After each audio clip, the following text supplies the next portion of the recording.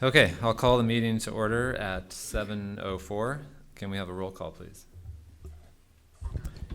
Mr. Allred. Here. Ms. Billman. Here.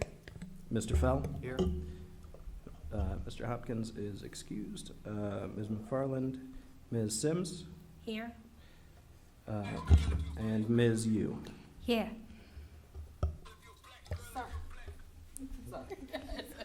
Wow, sorry. That's all right. Trying to turn my phone off. One of the many challenges of being back in person, I'm sure. Okay, so it looks like we have a quorum. Are there any changes to the agenda? There are none. And there were no minutes, correct? I didn't see any minutes in the package. Right, yeah, we'll just double up on the minutes at next meeting. Okay, sounds good. So we'll move on to communications. Do we have any communications? All of the communications were included in the packet. I believe there were 6 letters of public input. I believe 1 in favor, 5 against, and those were distributed out over the last month or so before the Plan Commission meeting. Okay, sounds good. So that brings us to continued public hearings. So we have 2 cases. First case is plan case number 2425T21. This is a request by the Urbana Zoning Administrator to amend the Urbana Zoning Ordinance with changes to Article 2, definitions, Article 5, use regulations, Article 6, development regulations, and other relevant sections to facilitate solar energy system installation. This case is continued to the April 21st, 2022 regular meeting of the Plan Commission. And plan case number 2438T22, an application by the Urbana Zoning Administrator to amend the Urbana Zoning Ordinance to allow for limited residential, commercial, and public uses in existing buildings located in the R7 University Residential Zoning District. So, do we have staff presentation? Yes, Ms. Trotter. Yes, thank you. Can you guys hear me okay? Sorry, just a second. Mr. Fell? We have a potential project coming up that may involve an R7 property, so I'm going to participate in the discussion, but I will not participate in the voting on this case. All right, sounds good. Thank you. Ms. Trotter? All right. Okay.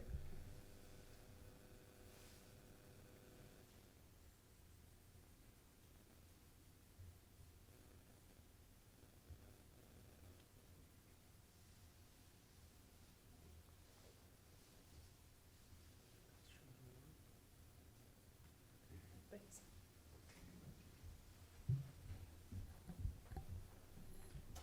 All right. The zoning administrator proposes to amend Article 5 of the zoning ordinance to add new special uses for existing buildings in the R7 University Residential Zoning District.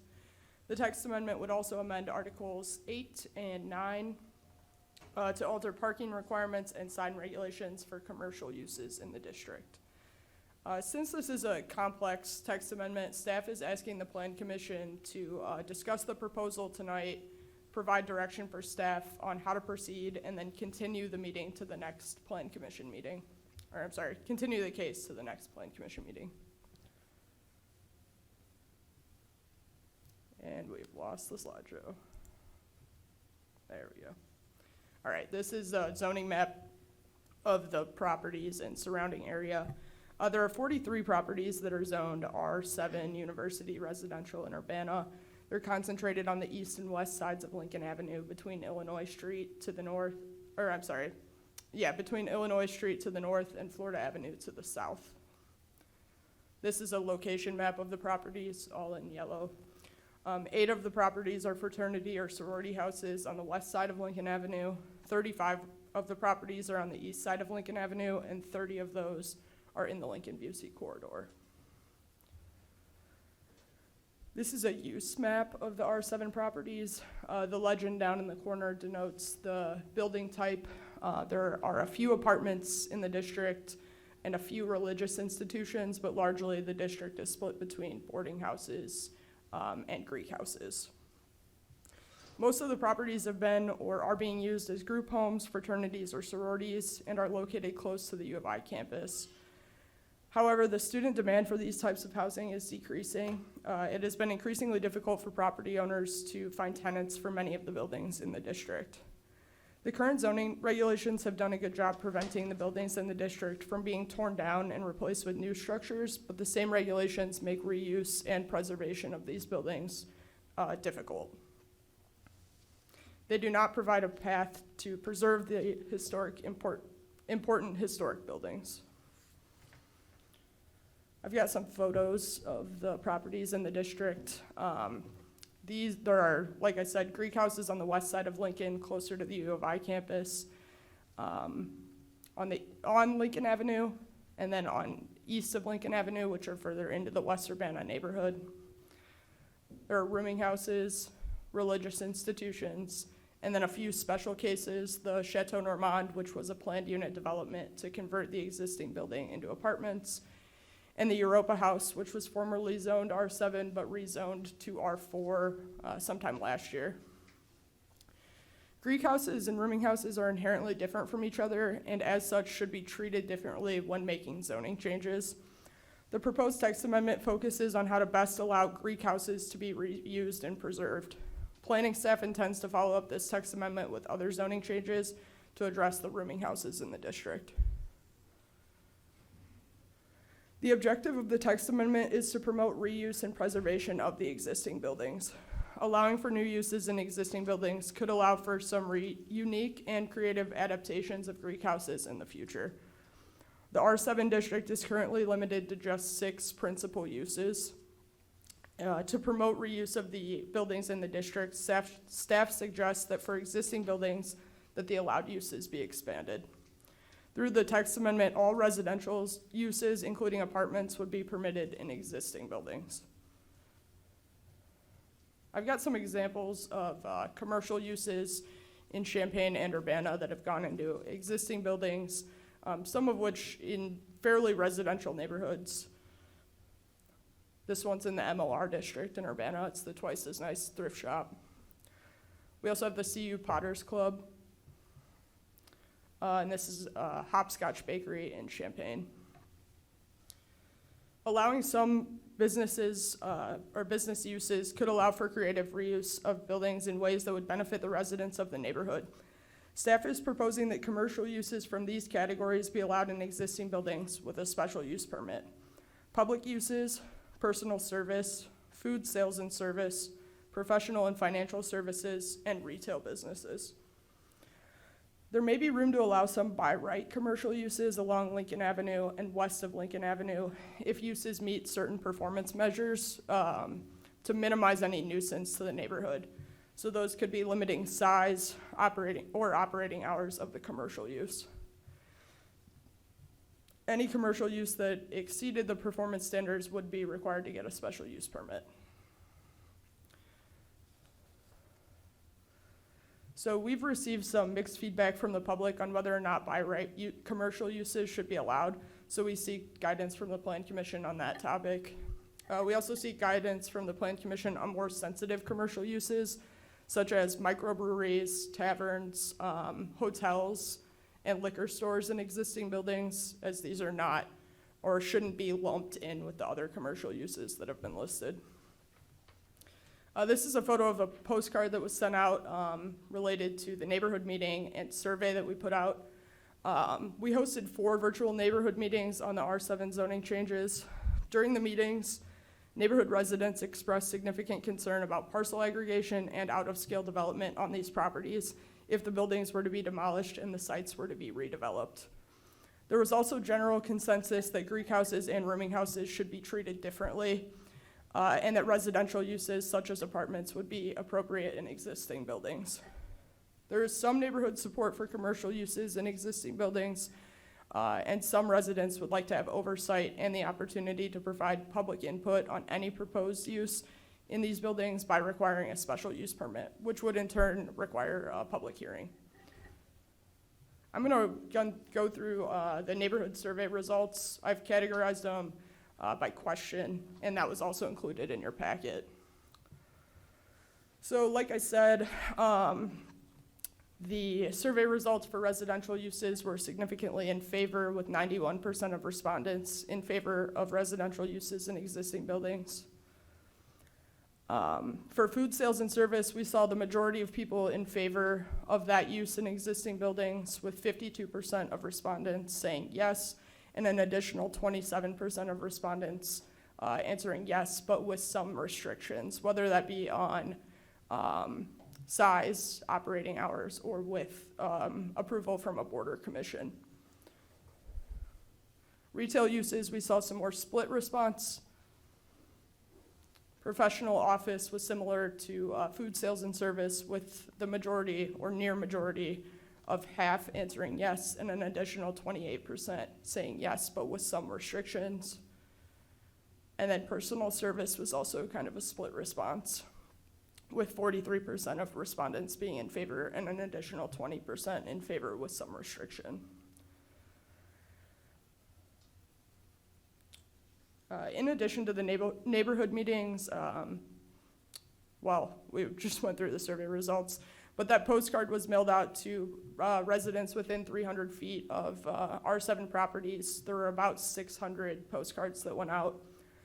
We received about 250 responses, and over half of the respondents live in the West Urbana neighborhood. Okay. Based on the feedback we've received from the Plan Commission, Historic Preservation Commission, neighborhood and public outreach, staff has drafted proposed zoning changes for the R7 district. And before I get into those, I'll just run through the qualitative results. Those were also included in full in your packet, but we pulled out some themes of the qualitative answers. Like I said, there was general agreement that residential uses would be okay in existing buildings. Commercial uses were somewhat polarizing, as you saw, but generally comments are in favor, based or reflective of the multiple choice trends that we just went through. There were also comments in favor of facilitating public space and community interaction. And that could include anything from like public art spaces, museums, studio spaces, things like that. There were some concerns about nuisances from potential uses, and then there were several respondents in favor of neighborhood businesses as support for walkability and accessibility. Before we jump to that, okay. So staff have narrowed down the list of allowable uses that we feel will complement the neighborhood.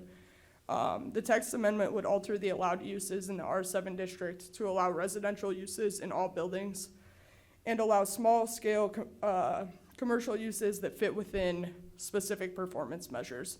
So as it was shown in your packet, there were kind of two options in ways to handle this. Option one would be to allow some non-residential uses by right in existing buildings if performance measures are met, and if they're not, with a special use permit.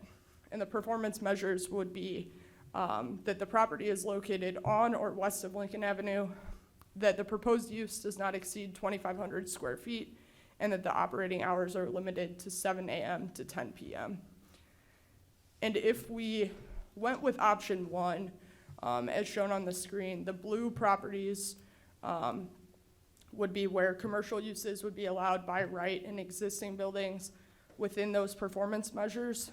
If they were outside of those performance measures, a special use permit would be required. And if someone wanted to propose some sort of commercial use in a property shown in pink, a special use permit would be required regardless of the performance measures.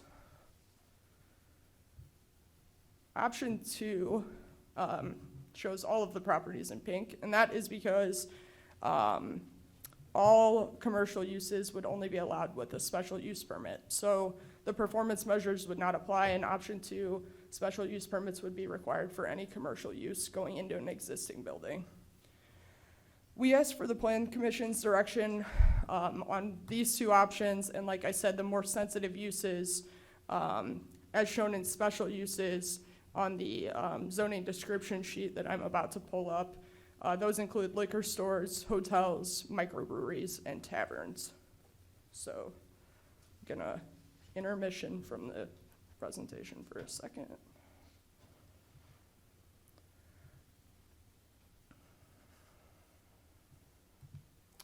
Okay. I am now showing the zoning description sheet as it would be edited for this text amendment. And it would add permitted uses in existing buildings, either based on option 1 or option 2, as they've been described. These are the uses that would be added for the R7 district for existing buildings only. So it's a relatively short list. It goes on to the next page as well with the special uses, as I've described as the more sensitive uses shown in the second section here. We can come back to this. I just wanted to get it on everyone's brain.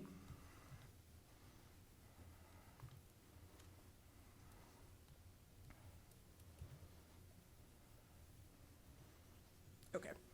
Whoops. So a few other things to address. Parking. So as it's been written now, no additional parking would be required for new uses in existing buildings.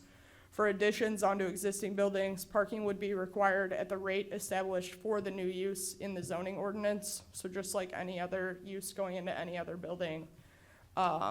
Existing on-site parking would continue to serve residents of Greek houses if the buildings were converted to another residential use. On-street parking permits are also available to West Urbana residents through the city's finance department. That's with proof of residence only. For small-scale commercial uses permitted by right through option 1, on-site parking could be utilized. And it's most likely that businesses that would locate in this area would rely on foot traffic, and that's why they would choose this specific area. For commercial uses that require a special use permit, either through option 1 or option 2, parking could be addressed on a case-by-case basis through the special use permit process. So we could require parking as a condition of the special use permit if the applicant, staff, the plan commission, city council felt that that was necessary. And then signs is the other thing to address. As proposed, signs for commercial uses in the R7 district would be regulated in the same way as signs in the MOR, Mixed Office Residential Zoning District. The MOR's sign regulations apply to commercial signs in the Mixed Office Residential District, and the same regulations make sense for the R7 district as the neighborhood is largely characterized by residential uses. The proposed text amendment aligns with goals 1, 12, 16, and 17 of the comprehensive plan. Allowing for new uses in existing buildings would encourage the reuse and preservation of the historically relevant buildings in the established neighborhood while precluding demolition and new development. Reuse of the existing buildings as something other than dormitories, fraternities, or sororities would also encourage a mix of land use types and help promote walkability and accessibility. Allowing new uses in existing buildings would promote investment in these older properties and contribute to their long-term potential. And now on to recommendations. As I stated at the beginning, staff is asking that the Plan Commission discuss the proposed text amendment, provide direction to staff on how to proceed, and then forward the case to the next Plan Commission meeting. I can take any questions you may have now. Great, thanks, Ms. Trotter. Any questions for staff? Ms. Yu? So I saw a few terms used here. First is Greek houses versus rooming houses. And then there's the boarding home, there's the group houses. Is there a formal categorization for all the parcels we are talking about? Yeah, I apologize for the mix of jargon zoning ordinance terms. Rooming houses, boarding houses, and group houses all fall under one category as zoning ordinance definition.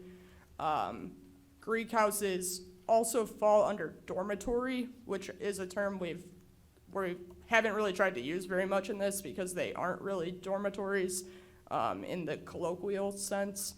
But the difference between dormitories and boarding houses is laid out in the zoning ordinance, and that's how we're distinguishing the two.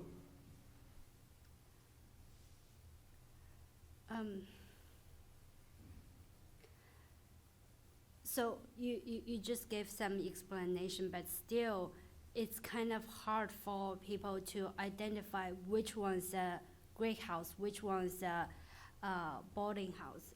I want to point to the one on Michigan. I think it's 713 Michigan. Why is it categorized as a group house instead of a Greek house? I believe 713 West Michigan. Is it this orange one? No, down below, the purple one. Yeah. Oh, gotcha. That's a good question. I don't have the photo inventory in front of me now. So I think with some of these, they used to be Greek houses and they've been turned into rooming houses. And I think that's one of them. There's also one, I believe 801 West Oregon. That one comes to mind. Or is it 80? I think it's 801. I think this is kind of important because we are talking about, for this discussion, we want to focus on Greek houses. And if there's a way for the Greek houses to turn themselves into rooming house, or for the rooming house to convert back to Greek houses, I just don't think we have it's like we have a moving target. So it would be really nice to know which one's which and what's the process of differentiating them. Well, I think, so our approach from the planning side is, as Kat stated it pretty close to the beginning, is so we will hopefully get this text amendment passed, which really focuses on how to best preserve Greek houses. And then we can follow that up with other there might be other text amendments or rezonings, but where we look at rooming houses on a case-by-case basis, because some of them used to be Greek houses, so they're kind of in a separate case. So those would probably make sense to just remain in the R7, so they could take advantage of the things we're doing to make those buildings more reusable. But then some of the other rooming houses, they're converted. A lot smaller houses, old single-family houses that were converted, and I think those would need to be treated in a separate way. But to do all of that in one text amendment just seemed really unwieldy. And again, if there's some sort of rezonings involved, that wouldn't happen in a text amendment anyway, so we'd need to do that stuff separately. So we're trying to keep this as focused as possible on how best to preserve the Greek houses, and then follow that up with really looking into, the 10 or 15 or so rooming houses that are still out there. Mr. Fell? I kind of have a follow-up. I think the point kind of is that we have a couple Greek houses that have been converted to something else, and do we still count those as Greek houses or not? Because it's essentially what we're counting as a Greek house right now is an aesthetic more than anything else, really, because some of them aren't Greek houses anymore, used in different ways. So I think that's the point, that's our moving target, is if it's not a Greek house anymore and it used to be, where does that fall in here? And I think we kind of need clarification on that. Well, I think the thing is that they're all zoned R7 right now. So if we make changes to allow Greek houses to better be preserved, that will apply to every building in the R7 district. But if there's better treatment for some of the rooming houses that, say, aren't old Greek houses, then we can address those. Again, After I this. don't mean to complicate it, but the property we talked about at Michigan, which was a Greek house and it's now a rooming house, and you just said we're going to do something else in a later text amendment to deal with rooming houses. So where does that one fall? That's kind of what my question is. Okay, yeah, I see what you're saying.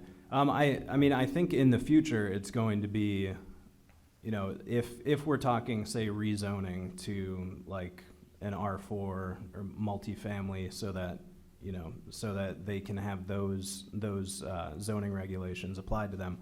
I think that's gonna we'll probably have to reach out to property owners and find out what the best, what makes the most sense, or if they even would like to pursue something like that. But I think that's beyond the scope of what we're trying to do here. I still want to follow up on that one. So the title of this presentation says R7 Greek House, discussion about that. But the discussion or the tax amendment apply to all the R7 or only the R7 Greek House? I got confused now. Yeah, the rationale behind that is because the text amendment is prioritizing the preservation of Greek houses. Like Kevin said, this would still apply to every property in R7, but if there is a more appropriate way to deal with a specific property, we would handle it on a case-by-case basis. For the Greek houses that are in place now, this text amendment will likely help preserve and promote reuse of that existing building. For some of the older rooming houses that the R7 zoning isn't really in place for them anyway, we would handle them on a case-by-case basis and figure out how to deal with that property more specifically. Let's see if I understand that. Let's see, there's a rooming houses, it's a big house, and there's economic incentive to convert it to multiple apartments. Would this tax amendment allow that kind of conversion? Yes.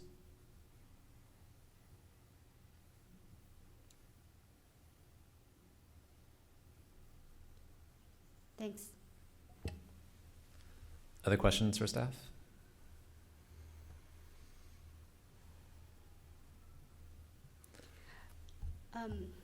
Sorry. So what is the rationale behind for the option 1, west to Lincoln or on Lincoln, to have some by right business use? Why is that necessary? Why not asking everyone who has a business use to go through the special use permit? That's a great question, and I think we're asking for Plan Commission's perspective on that as well. I think the rationale for option 1 is that the properties along the, Lincoln, not Lincoln-Busey corridor, but the Lincoln frontage on the street are different than the properties deeper into the West Urbana neighborhood. And a commercial use might be a better fit in one of those buildings. In a small scale capacity, it would still be capped at 2,500 square feet, and it would have limited operating hours. But it might be a better fit in that property without going through the special use permit process on that property on Lincoln, as opposed to a property deeper into the neighborhood where it wouldn't be as good of a fit, likely because of its location, of the proximity of the neighbors, things like that. So can it be viewed as a way for, to give whoever is going to open a business on Lincoln Avenue an incentive by reducing the application requirement for them to go through the special use permit? Yeah, I think our perspective on that is if it's going to be small scale, if it's going to be a good fit in one of those existing buildings, why are we going to run an applicant through a special use permit process for something that is so small scale, that is such a good fit in one of those existing buildings? The same case couldn't be made for a property deeper into the neighborhood because, you might run into more nuisance issues, things like that. Thanks. So following that logic, just take that, so hypothetically, right, if 5 fraternities, right, who Greek houses wanted to do that, then all of a sudden, the parking, even with the small scale renovations, starts to get complicated. So looking at the letters that we got, and just also looking at the survey data, where there was a significant percentage of people said, hey, we want input, like yes, but, right? Wouldn't it just sort of be logical based, and again, we haven't gotten to recommendations, but I just could imagine if if 4 or 5 places say yes, because they want the simplified process, that we could create a problem with option 1. Am I missing that? Because I think it's assumed that 1 or 2 places wouldn't be problems, but imagine if every single place said yes and wanted to do some small scale change, couldn't that create a complexity?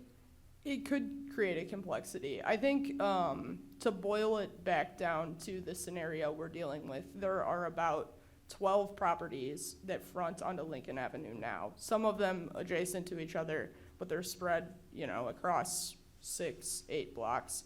Some of those uses aren't going to change. Twin City Bible Church, probably not going anywhere anytime soon. Farmhouse, Chateau Normand, all 3 of those are pretty stable uses along Lincoln Avenue now. So that even boils it down a little bit further. Typically when zoning changes are made like this, you don't see a flood of applicants come in trying to do stuff with the, 7 properties that we have, or that we're talking about here. That's not to say it's impossible, but I think that's worth mentioning at least.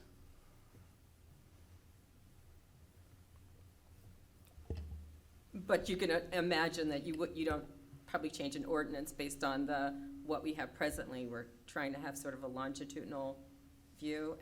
Am I missing, right? Like you'd want to be thinking, what if? Right, Okay. right, yeah. Don't open the door for disaster if you're not looking for it. Okay.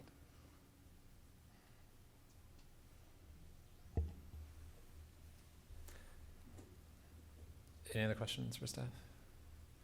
I had a couple questions. So, several of these properties are more a part of the campus than they are a part of the West Urbana neighborhood. Was there any discussion had with anyone at the university about some of these changes? No, and I think the main reason behind that is because all of these are owned by private property owners. None of them are owned by the university. Yeah, I think that's the main rationale. We also don't expect a ton of, new uses going into the buildings that are on campus because most of those buildings are occupied by fraternity, sorority, or student group. Okay, yeah, I'm just, like Ms. Simmons was saying, like, Right. once you change the rules, right, anything could happen, and this could be in Right. place for 5, 10, 15 years, and we wouldn't be able to predict, right, exactly how things would unfold. Right. So my other question is,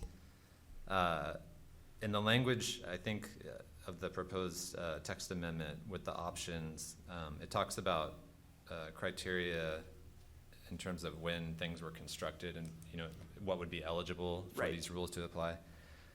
What was the rationale to say, buildings that were constructed on or before the date the ordinance passes, if we're trying to focus on preserving structures that are much older than that? Well, I mean, it's easy math.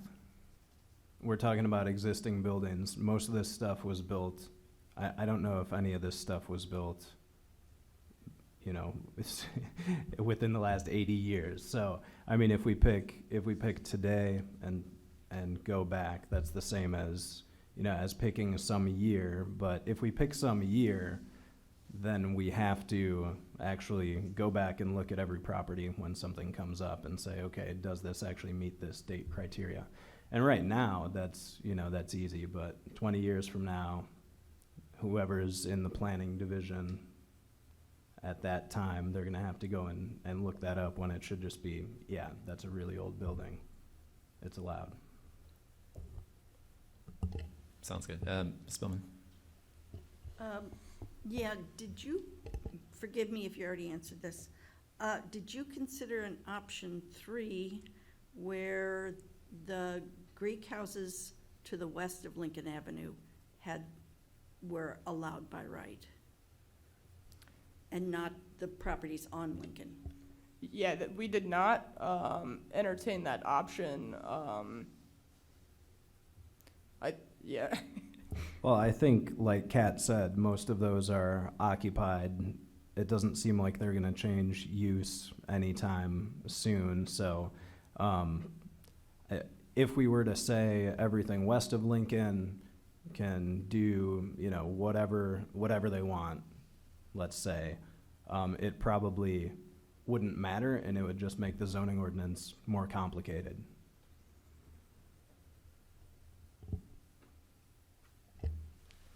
All right, any other questions for staff?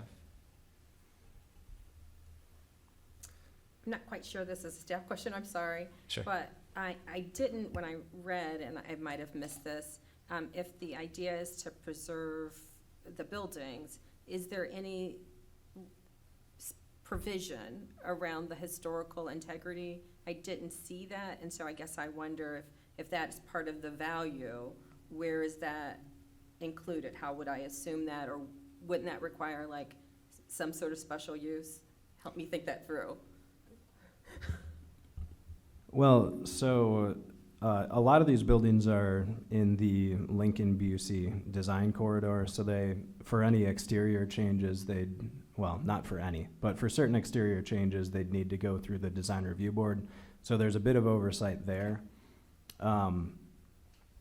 But unless something's actually a local historic landmark, there's really nothing, there's no way we have to ensure that the historic integrity is kept intact. I could see property owners maybe after we make some changes to the zoning ordinance to maybe allow more reuse. There might be incentive for them to apply for landmark designation, because there are certain tax credits and things you can tap into, but only if you're a local landmark. But yeah, to answer your question, there's not really anything in this text amendment that would preserve the historic integrity, except it would only allow these uses in existing buildings. So hopefully somebody's not gonna come in and tear off all of the character defining facade stuff. Ms. Billman? Oh, okay, I'm just confused because you said hopefully. Well, because there's nothing, aside from the Lincoln-Busey design guidelines, there's nothing that we have. I mean, right now, one of these buildings, if a building's outside of the Lincoln-Busey design corridor, there is nothing that's preventing these buildings from being altered or torn down, which would be financially probably silly because, you couldn't do anything with it, but. Two things to note on that. One, 30 of the 43 properties are in the Lincoln-Busey corridor, and 8 of those are on the west side of Lincoln Avenue. So there are only 5, does that leave 5, that are on the west side of Lincoln Avenue that are outside of the Lincoln-Busey corridor. Worth noting, I think. And also, like Kevin said, the uses as they've been written would only be allowed in existing buildings. So that, I think, in itself prevents the notion to tear down or to redevelop.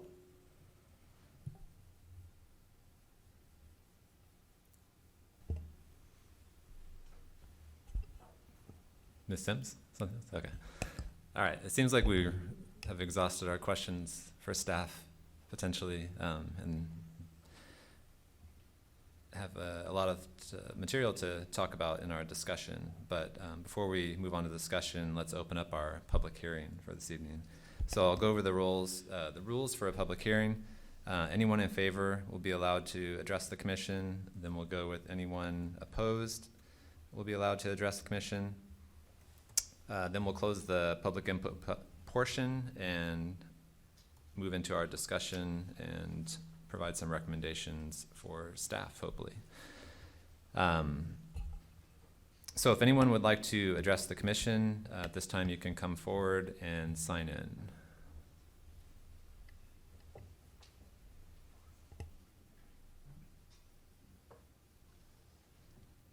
Since there are really 2 proposals on, if you're for one and against the other one, do you go now or later?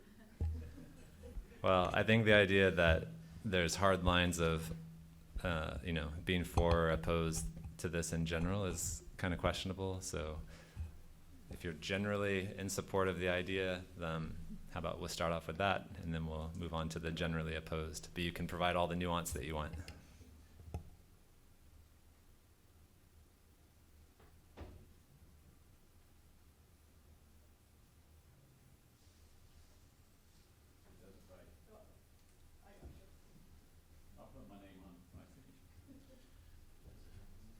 So I'm Danny Otto, and I live at 405 West Illinois Street. And I'm part of a ad hoc unappointed committee of interested citizens that's been meeting over the past year. Initially, we formed Voices of West Urbana to address the planning process to come up with a new 20-year plan. But this sort of cropped up in the midst of that, and there doesn't seem to be much going on the master plan. And so we have been thinking about this, and I want to compliment Kevin and Kat. They've met with us, they've met with the community several times, they've given us a lot of time for input, and we really appreciate that. And in general, we're supportive of the city's interest, the plan staff interest in preserving these buildings, coming up with options for them to preserve them into the future. And I think in very general terms, non-residential uses in appropriate buildings would be something that many people are interested in. But the devil is in the details. And so I think that the bottom line for me and for many of us is that there needs to be a public hearing to talk about those details. Because to say that there can be a restaurant or a nightclub or a bar in 2,500 square feet, it's a pretty substantial space. Are they allowed to have outdoor seating? I always choose outdoor places in the summertime. I love outdoor seating. But I also travel a lot, and I've unfortunately, had a hotel with not a large restaurant, but a restaurant below with seating for 20 or 30 people. Not loud music, but voices carry. And, even neighbors who have the occasional outdoor meal with 10 or 15 people. And so you multiply that, you create noise. And so these are the sort of things that this doesn't address at all. And if there's going to be a cafe, I would love for it in the summertime, a cafe where I can be outside. But how does that affect other people? And since they're going to have to come to the planning staff with a plan in order to say, yeah, this meets the criteria, whatever those conditions are, the additional step of having a public hearing is not that onerous. And I think that that's what we feel the community should have a voice in a public hearing. Not that these buildings have to be empty and remain just what they are. We're very interested in adaptive reuse. Some of the things on the list, even facing onto Lincoln, to just do it by right, is simply too much. Liquor stores attract people who aren't always have their faculties 100% in place. I wouldn't want to live next to a liquor store. I go to liquor stores, but I want to go home from the liquor store and have it some distance from my house. There are just too many things on here. Some of them it would never happen. Nowadays, there will never be a hardware store on Lincoln or on Ohio. So some of these things are sort of irrelevant. Some of them are ideas that the community would really embrace, but I think we should just be given an opportunity to respond to that. So I encourage them to proceed with this, but just give the community voice at the end of the day. And I don't feel like there's going to be a flood of things that overwhelms the city staff. When I was on the Plan Commission, we welcome more business rather than less. So thank you for your time. Thanks for your comments. Staff, did you want to address the issue of outdoor seating? Is that something that's allowed by right with any of these proposed uses? That, to be honest, that's not something we had even talked about. I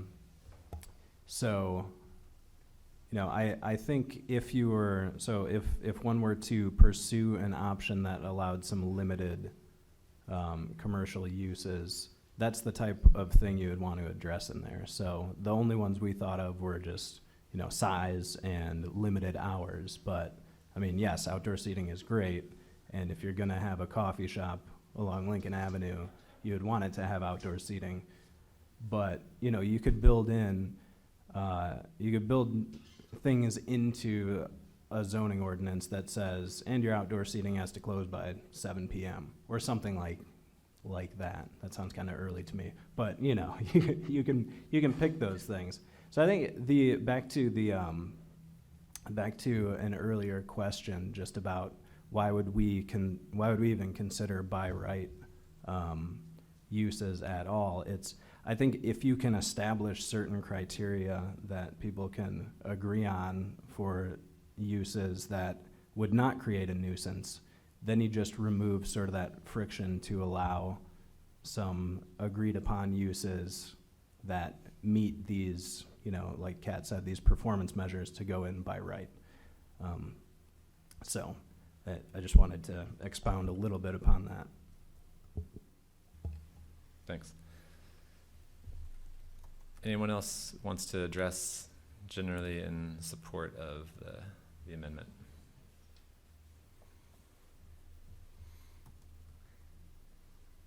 All right. If there's no one else in support of the amendment, we'll move on to anyone who is opposed to the amendment that wants to address the commission.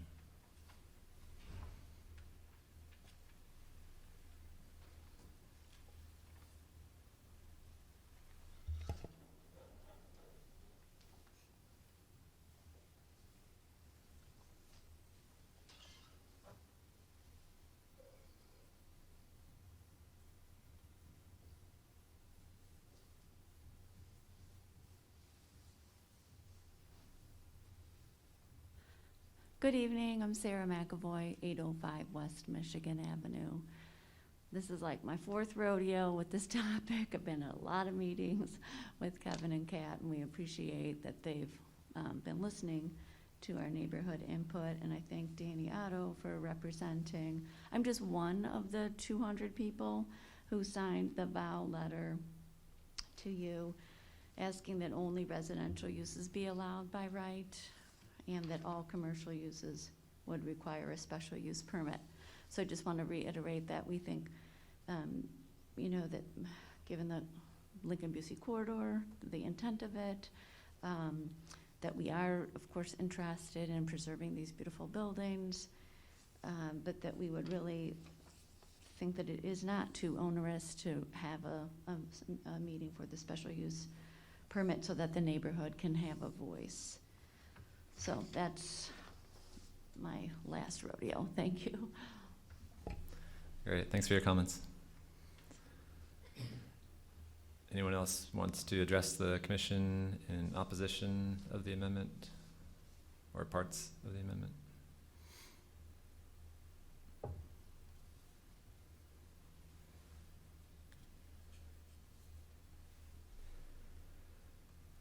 All right, if there's no one else that would like to address the commission, then we'll declare the public input portion closed and go into a discussion and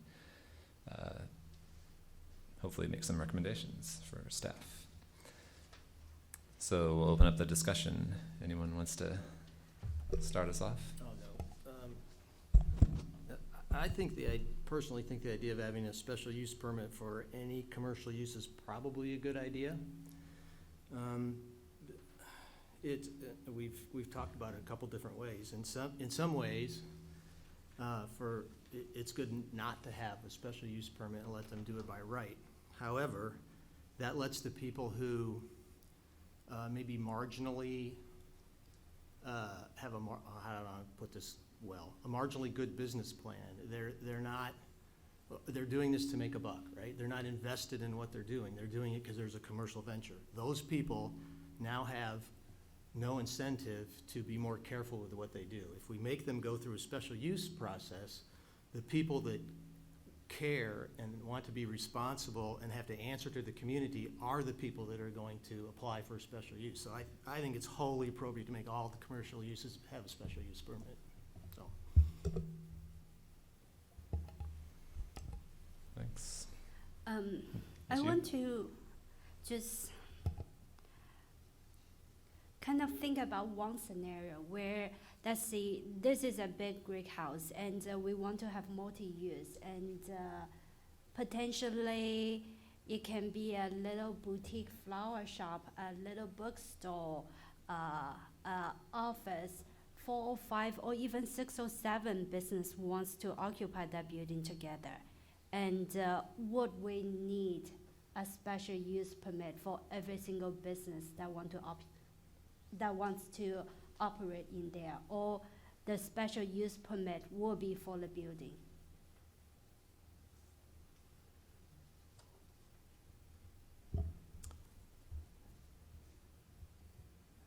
I might have to think about that. So my initial thought was, and this is good because this meeting is mostly just to give staff some direction, right? So so I appreciate you making us think about stuff. My initial thinking was, well, if you want to do more than one principal use in a structure, then I believe you need a conditional use permit. So it might require a special use and a conditional use, but we'll get back to you all on that. But I like that idea because I think some of these buildings are big and could be used in sort of a way that would allow multiple businesses. The way we've proposed things, that would require a special use permit no matter what, because it would be beyond whatever minimum or whatever those standards we're thinking about would be. But we'll give that some thought and get back to you for next time. Thank you. This is kind of a staff question. Do we know how big the biggest of these buildings are? The point of my question being kind of if there is some place, a fraternity, say, that starts with a coffee shop and they decide coffee shop is going well, maybe we want to add a little books place to it or things like that. And it might be appropriate in a fraternity, in an old fraternity, say that the entire first floor gets turned into commercial space. And perhaps we don't want to put a limit on the amount of square footage. I mean, that limit will come in the special use process of how big the space can be. And if there's a building, a frat that is 6,000 square feet on the first floor, maybe that's appropriate to use all that space for commercial. So. Right, and if we don't put, if we required a special use permit regardless, they would likely come in with a business plan, with a floor plan of what that, how much space that business is gonna take up on the first floor. We've got somewhere to work with. To answer your question, I wanna say the largest of the buildings is in like the 10 to 15,000 square foot range. I have the numbers, just not in front of me. Not on one floor, right.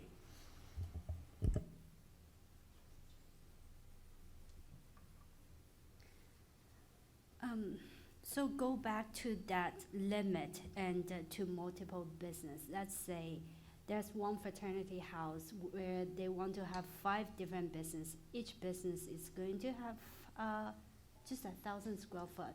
Then under option 1, they can just go ahead do that. I think that would inherently exceed the 2,500 square feet because each use would be 1,000 square feet. Well, let's just say 2. Let's say 2. Okay, let's say 2. That's a good question. I would say that under the performance measures that we've laid out, and those are flexible, I mean, we brought them here for discussion, but I think the way that they've been laid out, there could be 2 small-scale businesses in one building, so long as they meet the measures. Maybe with a conditional use permit, depending on, we'll check on that. I have some kind of maybe off-the-wall question that may have already be in part of the city code. Would regulations apply to things like elevators, number of bathrooms to some of these buildings? I mean, it sounds like there could be a variety of uses, multiple businesses, or, I mean, how's that gonna work?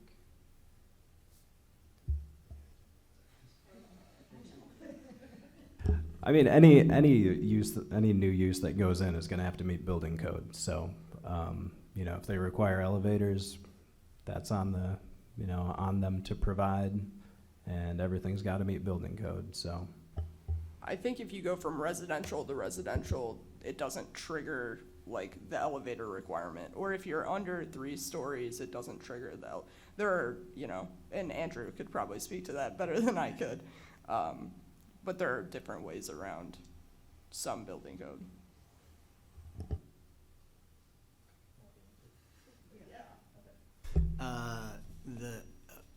Under the IBC, which is what Urbana uses, if you have a change of use under the building code, you're required to bring all the new use up to current building code. There are several, I'll say, interpretations of that building code, because one of the things that generally happens, so let's say there's a fraternity that, or a fraternity, we'll say, that inserts a little coffee shop on the first floor. That triggers in a whole bunch of building code elements because they've changed the use. And what happens is, this is why this is gonna be hard to do, is once you change the use in part of the building, you now triggered updating the entire building. So, for instance, fraternities are, many of them are not sprinkled because they didn't have to be, right? As soon as they put a little business use in there, they've now triggered the residential portion of their building to meet the current building code.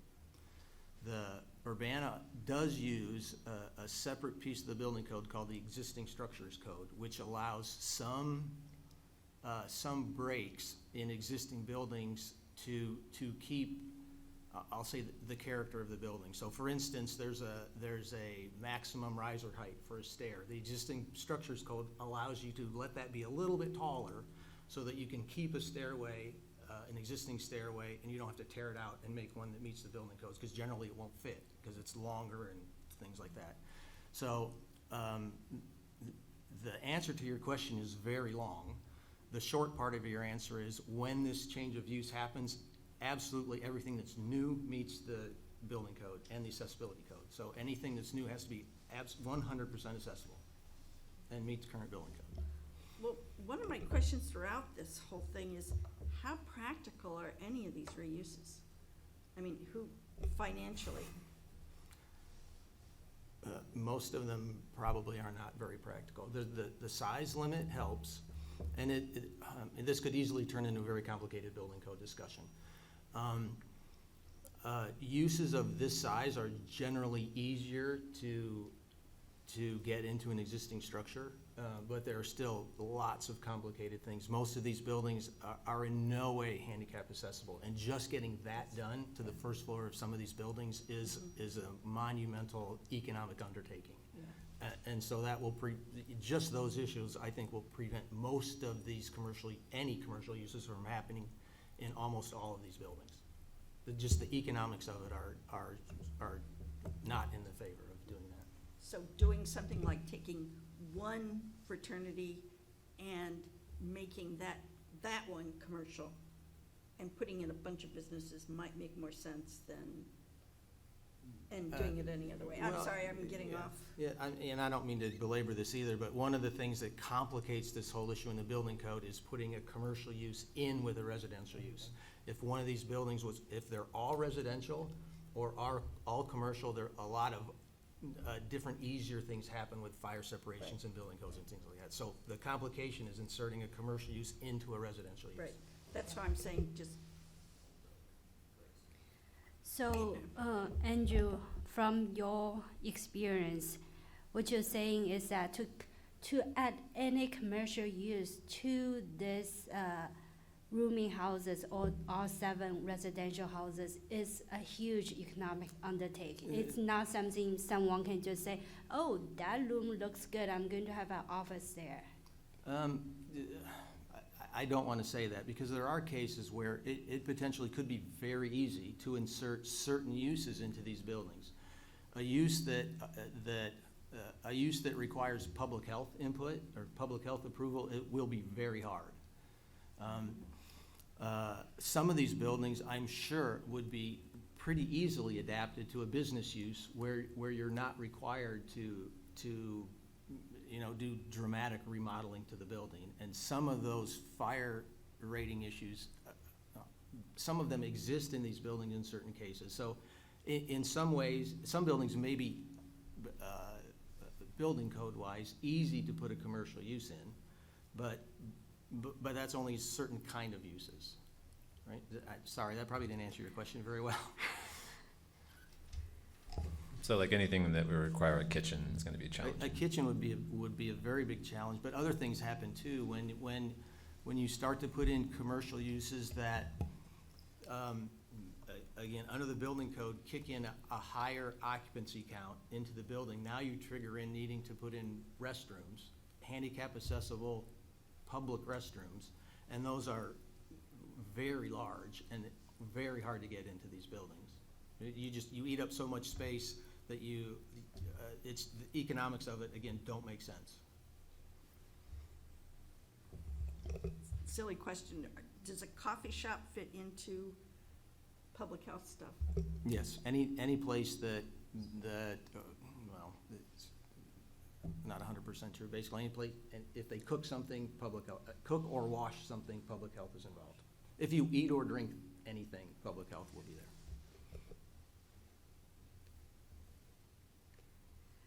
So to some of those uses, having a special use permit is actually a very small step of their whole process. The building code, the public health is a much bigger piece. Potentially, probably not always. I mean, probably not in certain cases, but again, my opinion is the special use permit makes them be serious about what they're doing and not do it because it's a whim of starting a business, right? They have to be serious and be responsible to the neighbors. So that's why, it is true, right? In most of these cases, the special use process, I think, is a small part of getting a project like this accomplished. Yeah.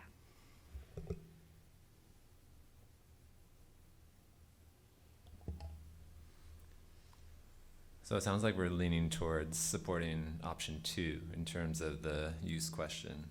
There were a couple other things that they specifically asked us for input on. One, so there's the use question and the options, and then there's the question about not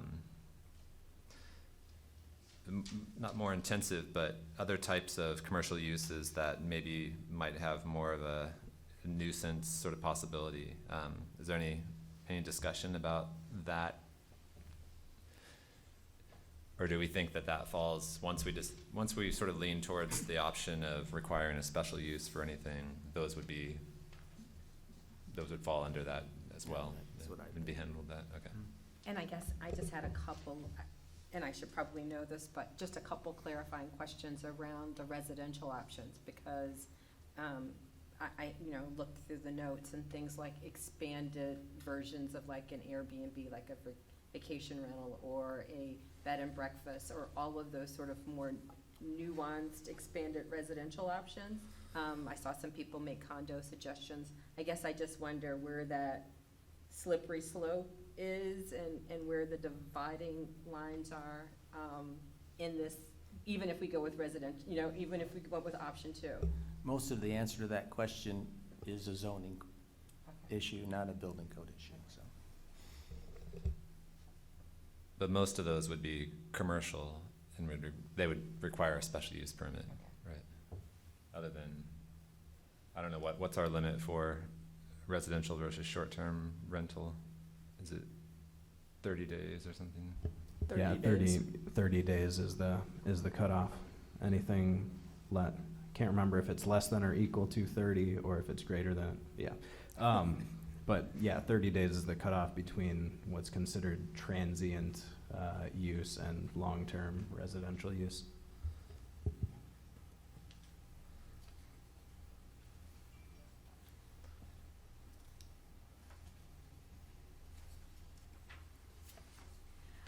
So I think go ahead. Was there any, from the public hearing, was there any concerns about adopting this amendment, how that will be impacting some of the existing rooming houses? Are people concerned about the reuse or open up doors for those rooming houses to be different kind of residential use Was there any concern about that? I don't think we really heard any concern about them being used for different residential uses. I think we heard some comments about how it wouldn't really make sense to do commercial uses in a lot of those, so that's kind of a moot point. If a special use permit's required and there's really no demand for commercial use in there, people probably won't propose it. I don't recall much other discussion about the reuse of rooming houses, other than I think some pretty consistent feeling that they are a separate animal than Greek houses and should be treated as such. So would there be a second piece of this work to targeting more of the rooming houses? There would be, yeah. And I think in that piece, we would need to really look at the rooming houses on a case-by-case basis. But I think, that list, I can't remember if it's only 15 or so properties, but it's not a huge list. So it wouldn't be that great of an effort for us to, to reach out to owners of those properties, and maybe discuss options to, that they might actually tap into if we were going to change things. But with this text amendment, it might make some of those rooming houses just more appealing to turn them into apartments, and then they just stay as is for the next several decades. So I think it really is sort of a case-by-case thing, and that's why we didn't want to try and tackle all of that at once right now.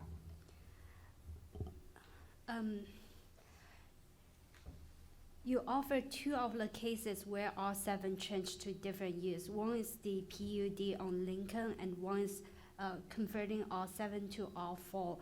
Would this text amendment overall making this process for the other R7 to do similar things much easier? Is that the idea? I think the objective of the text amendment is to make reuse easier. Those two cases were very special cases. The Chateau Normand was larger than a half acre, which made it eligible for the planned unit development. The Europa House was formerly apartments. It was built as apartments and then converted into certified housing, and then converted back into apartments once it was rezoned to R4. So this is kind of a different animal for the properties in the R7 district now. Those were two very special cases, particular to the property itself. But I think, so, I'm not sure if this was your question, but one of the, I think the Chateau Normand was sort of the test case that showed, hey, there's demand for turning some of these old houses into apartments, and they just happened to be on a lot that was big enough to allow a planned unit development. And so that's sort of a case, like, now we have proof that that's a viable thing for somebody to do. So now why don't we make those options available to other Greek houses that aren't on half an acre and can't go through the PUD process? Okay, no, that's the answer I was looking Okay. for. Thank you. All right.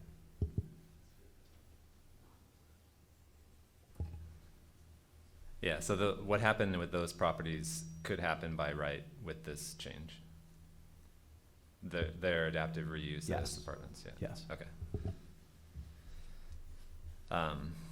So the other two things that are part of this are related to parking and the sign ordinances. Are there any concerns or discussion around those?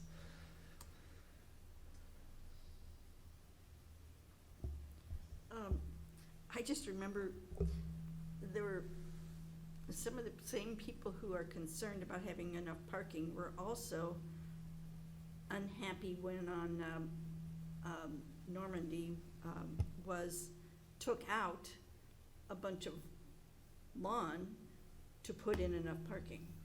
So I think you're gonna have people, at cross purposes because they want parking, but they don't want the yards eaten up. And we're gonna get into that. It seems to me, I don't know, along Lincoln Avenue, I don't know. Some places would have enough parking maybe. Yeah, and if we went with option 2, the parking would be dealt with through the special use permit, and there would need to be a site plan and all that kind of Yeah, stuff. I think that's kind of the beauty of having the special use requirement there. It makes it so you can just deal with parking sort of on a case-by-case basis based on what would be proposed for commercial uses. And then for residential uses, and this is in the memo, but most of these buildings were built to house a lot more people than are gonna be there in an apartment building. So Chateau Normand, that had 50 to 60 people living in it when it was a sorority house. I think now the most they would have there is probably like 40, like in the 30s or up to 40. So it's not like, so we don't think that the parking on site that would be good enough for 60 people is somehow not gonna be good enough for 40 people.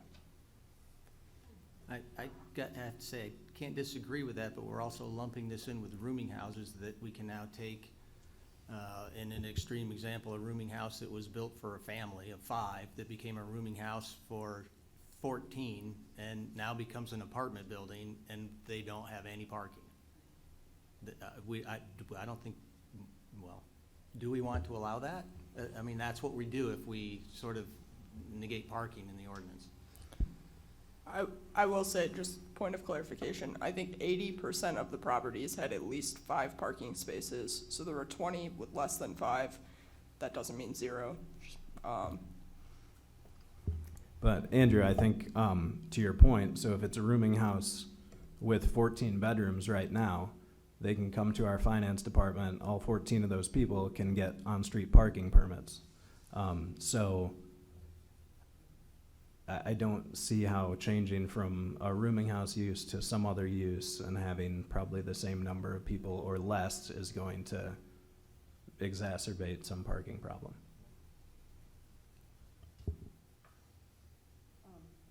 Let me see if I can state this. When the Greek houses were built, most of the students didn't have cars. So they didn't require much parking. So I don't think that can be compared to what we're gonna find now. I think that's a good point. I But mean, they've also, I know that sororities now have a really hard time finding enough parking spaces in their own buildings where they're used to, maybe they have room for 6 cars in their Circle Drive. And well, and so some of these R7 properties, when Kat was showing the map, some of them are parking lots because some fraternities and sororities had a parking problem and they bought the lot next door and then they tore down a building that was there. So, I mean, it's a trade-off if you want the buildings to be there or if you want a parking lot. I think for neighborhood character, the buildings probably make, more sense. So, I mean, the point that we're making is that if the goal is to preserve Greek houses, we shouldn't make parking shouldn't be the thing that prevents that from happening.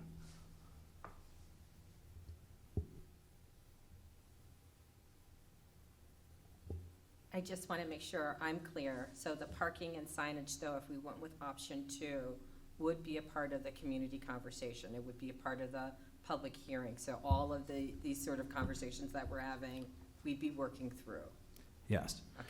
Yeah, for the commercial uses, yeah, so if somebody wanted to put in a coffee shop and they said, we've got 4 parking spaces, we expect most of our traffic to be, foot traffic or whatever, they can make that argument when the time comes.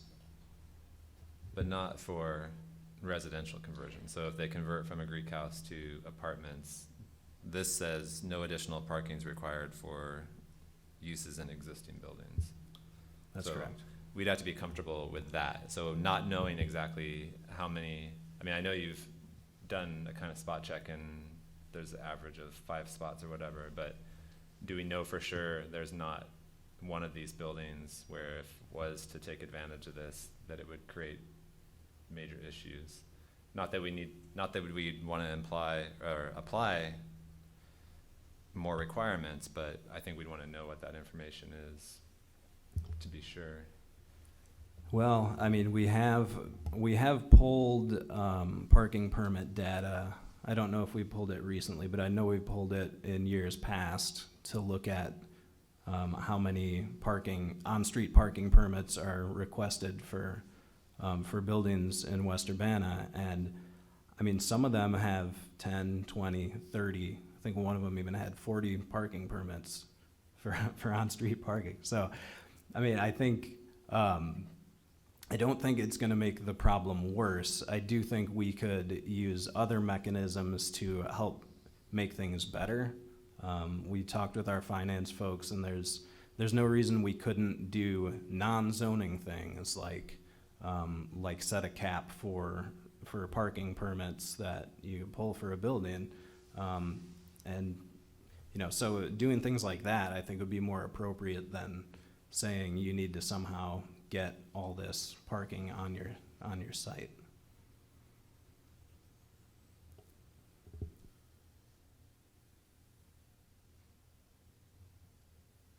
Okay, yeah, so what you're saying is some of these sites are not going to accommodate the parking requirements of R3 or something like that? No. Okay. No, I think a lot of them. I mean, most of these sites, I think the majority of these sites are non-conforming in some way, many for parking, a lot of them for, you know, size of the building, yards, you know, they're just, our zoning ordinance is written, not for our historic neighborhoods. Right.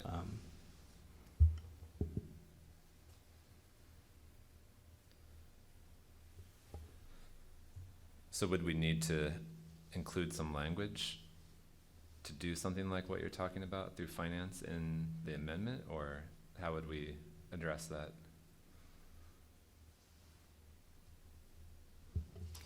Well, so I don't know. I mean, we can pursue some of those solutions, but I really think that we're not going to be increasing the number of people that are living at these places. So if you have a fraternity house right now with, you know, 50 people, you're not going to convert that to apartments that's going to have more than 50 people. So I think with this amendment, if we're not requiring any more parking, we're not making any problems worse.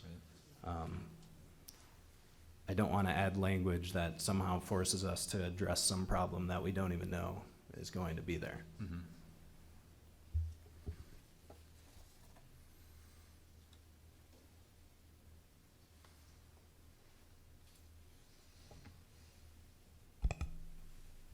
Anything else on parking signs, Ms. Bell? Signs? Well, Kevin, along the lines of not putting something in there we don't need to, does our current ordinance regarding signs take care of issues we will have here? And if not, what do we see as issues with signage? We regulate signs already, so I don't know why we need to, is there a reason we need to duplicate language here to further regulate signs? So the R7 district does not have sign regulations right now outside of the subdivision sign, I think is the only one that is allowed in the R7 district. So adding it for commercial uses into commercial use sign tables, or sign tables for commercial uses, would be necessary here. But I think we could also address that through the special use permit process. Okay, maybe I'm confused, but there's already sign regulations for a commercial use. Doesn't that apply if someone puts a commercial use in one of these buildings, or does it not? No, it's actually based on zoning district, which further complicates lots of things. Yeah, so right now our sign ordinance has regulations in it, and it has tables that show you what you know, how signs are allowed in what district, and Kat included that, I think, you know, in the memo, so probably like page, I'm not sure. It's early, 6, yeah. But since R7 has here, you know, has up till this point been only residential, we didn't have R7 in sort of these sign regulations that pertain mostly to commercial signs, so.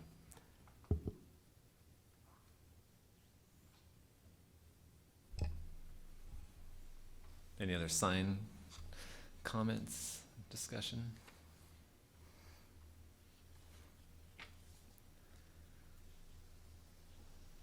All right, so it sounds like our recommendation, if I was gonna summarize, is that we're leaning towards option 2, right, in terms of the use. I didn't catch any general sort of comments about parking that we were making, or signs. I agree with what you're saying, that the staff needs to take that into consideration, that that's what we're thinking at this moment without voting.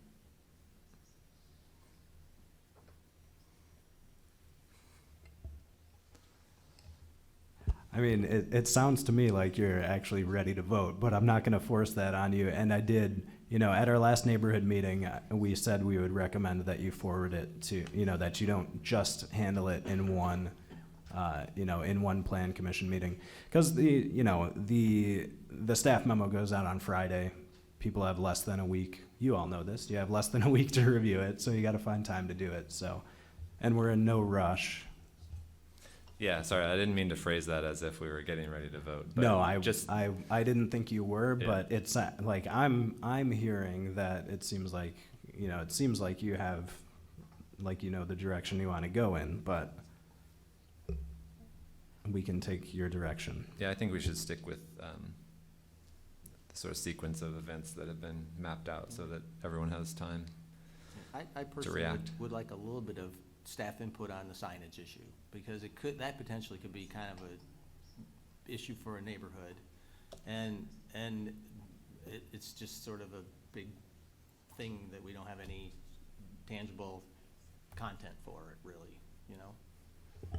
What would be helpful to bring back? Uh, So, No I- neon. I don't know. No You know, neon. at least some kind of potential size, lighting requirements, something like that. I don't really have an answer, but so the tables lay it out, you know, by maximum, pretty much. I can go take examples out of the MOR district where it's in practice, and bring those back so you know kind of what's out there. I mean, I would be happy to just have it be part of the special use process, but that seems a little, you know, in the weeds for that kind of thing. I think we've typically handled them separately. You would get a special use permit and then apply for a sign permit, but, which has not, yeah. That's not always been great, cause people will come back and be like, oh, I didn't know we couldn't do this massive sign that we wanted to do, so. Well, have there been issues with the application of the sign ordinance for the MOR? Or have people generally been happy with that? No, I've been here since 2014. I don't remember any signs coming to us in the MOR district. So I know there were some issues with the sign that ended up at the chateau, if I'm correct. Yes. Was that similar to what the rules would be for the MOR district, or what That was sign- applied there? Yeah, that sign was actually regulated by the current R7 standards, I think for rental signs, which are capped at 10 square feet, if I'm correct. So it's currently bound by R7 regulations, not MOR regulations, so Okay. it's, Yeah, and the other issue with that is that is a local landmark, and signs for local landmarks have to go through our Historic Preservation Commission, so. It was put up without going through that process, Okay. so we had to bring them through Just that checking. process. I yeah. had heard something about it, so I didn't know if it was something that would come up again once this change was made.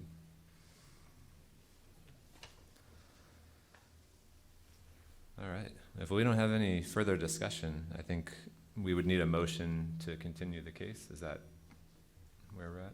Yeah.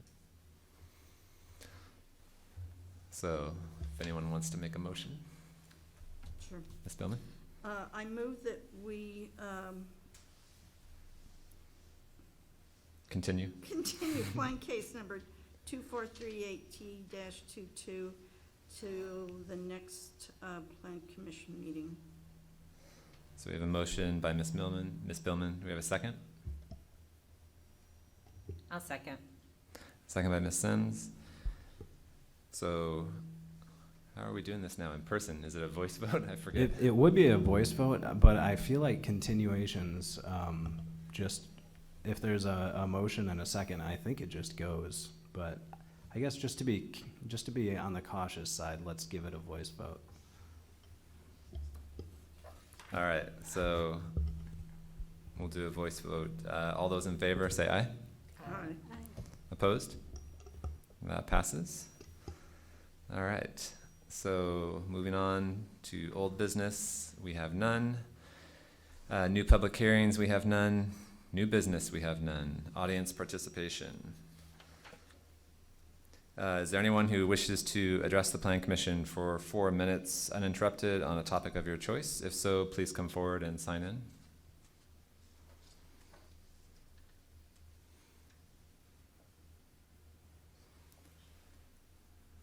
All right, no takers. We'll move on to staff report. Do we have a staff report? Just letting you know, the few cases that you had last time will be going to council this coming Monday. So Okay, next time we meet, I'll let you know how those go. great. Study session, nothing. So are we gonna do our closed session? Not tonight. No, let's All right. continue that one. It might not be in person next time. Oh, we'll be in person. Yeah, I guess that bit us once, but yeah, I have not had a chance to review the things I need to review All for right. that. So. All right, we are adjourned.